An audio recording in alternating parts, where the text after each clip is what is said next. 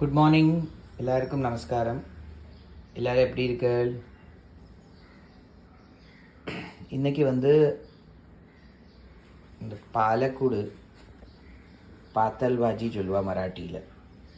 பாலக்கூடு ஒரு பாஜி ഉണ്ടാக்க போகிறோம். ஒரு கூட்டாட்டமாக தான் இருக்கும். அது கிரேவியாகவும் இருக்கும், சாதம் கூட நன்னா இருக்கும், சப்பாத்தி கூடயும் எல்லாம் நன்னா இருக்கும்.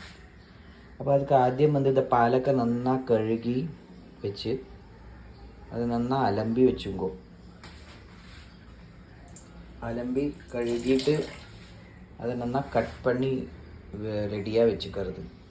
പിന്നെ இதுக்கு சிங்தானாவை உமுத்தி வச்சுருக்கேன். சனாடாலையும் உமுத்தி வச்சுருக்கேன். ரெண்டும் ஒரு கப்பு.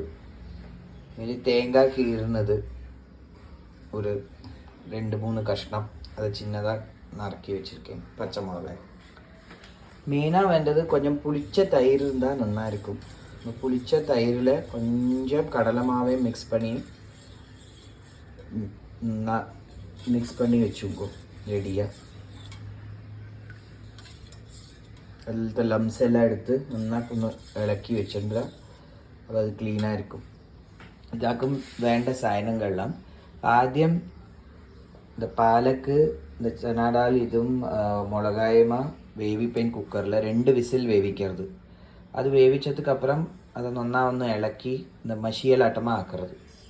அதில் தேங்காயம் போட்டுங்கோ நன்னா இருக்கும். இல்லைன்னா பொரிச்சு கொட்டுறத போட்டாலும் தேங்காய் தேவையில்லை. அது எப்படி ஆனாலும் அது சாரமில்லை. இப்போ நான் இந்த வேவிச்சிட்டு அதெல்லாம் ஆகிட்டு உங்களுக்கு காட்டுறேன்.